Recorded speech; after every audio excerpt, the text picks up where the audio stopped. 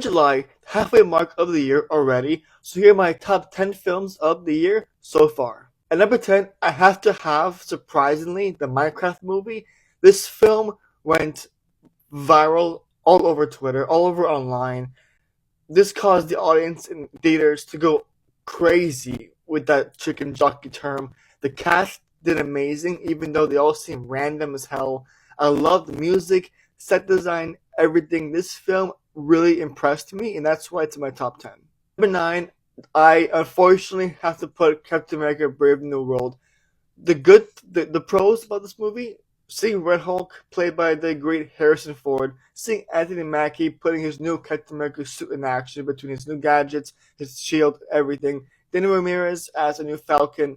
Everyone in this movie did a great job. The action was nice, humor was okay. Seeing that one cameo by Bucky Barnes was it's always fun to see him in Marvel.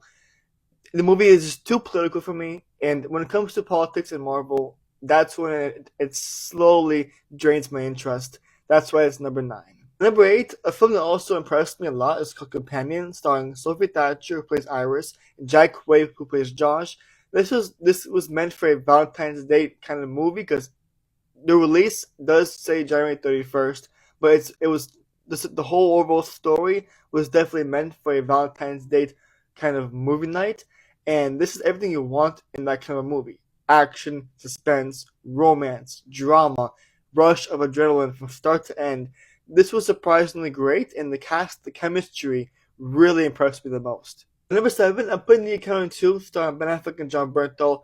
If you guys love playing Call of Duty and love watching Bad Boys, this film is basically a combination of those two things together because this movie delivers the humor, delivers the action, delivers the adrenaline rush. It's everything you want in an accountant movie, I guess. And if you love the first one, this film it's next level. It's next level, and I really loved it. This is 7. 6, I surprisingly have Warfare on there because first of all, you have a suspenseful, thrilling live action style Call of Duty movie that includes Will Poulter, Joseph Quinn, Noah Centineo, Charles Melton, and even Kit Connor. All these men in this Call of Duty like action movie. The sound design, cinematography, what a suspenseful thriller of a film this was. At 6, to be that high on my list definitely surprised me. 5, bear with me, I do have the live action. Alright, guys, at 5, and bear with me, I do have the live action Lilo and Stitch on here because, first of all, Stitch in this movie looked absolutely perfect. Him and Lilo, the chemistry, perfect. The casting, nearly perfect. The whole overall story, especially the ending, didn't match the cartoon version, but they still made it work. And this movie made numbers in the box office, and they're making a sequel already.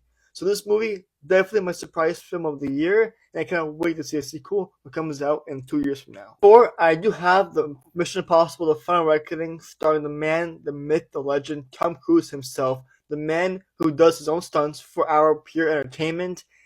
Let me tell you, this franchise came to an end. The action, the characters, the chemistry between everyone never disappoints. This man never disappoints. You know what to expect with these movies, and they always deliver. I'm sad to know that there's no more Mission Impossible films anymore, but the final film of the year concluded this franchise in the best way possible, and I could say this over and over again. Loved it, but it's a 4. At 3, this will surprise you. I have Thunderbolts that high on my list. The fact that they found a way to put a bunch of B-level, C-level characters in a Marvel film, and yes, Thunderbolts, but we all know it's now the new Avengers. This movie, it was definitely a dark story. The chemistry just worked. The introduction of Sentry was brilliant. I love seeing Sentry the most, even though this movie did really revolve around Yelena and Sentry. Those two characters are definitely similar in a way with their dark past and just who they are as a character. And I cannot wait to see most of them again in Doomsday and maybe even Secret Wars. But Thunderbolts is definitely not a surprise film, but surprised to be this high on my list. I just damn loved it, and I can say this again and again and again. At 2, I put Superman that high, obviously, but there's one movie a bit better, maybe two, but hear me out. This movie has amazing music, amazing camera work. The chemistry between all the cast members are hilarious, and they just work. James Gunn knows how to make comic book films. That's already understood based on this and the Guardians of the Galaxy trilogy.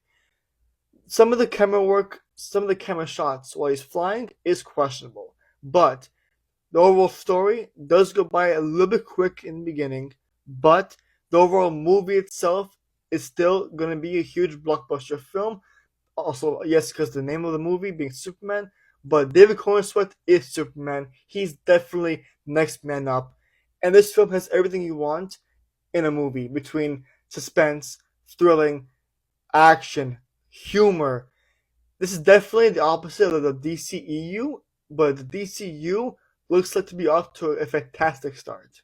At one, I'm definitely putting Sinners right there so far as the best film of the year. Dude, Ryan Coogler, he freaking cooked.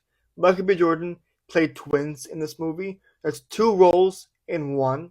Haley Steinfeld, incredible.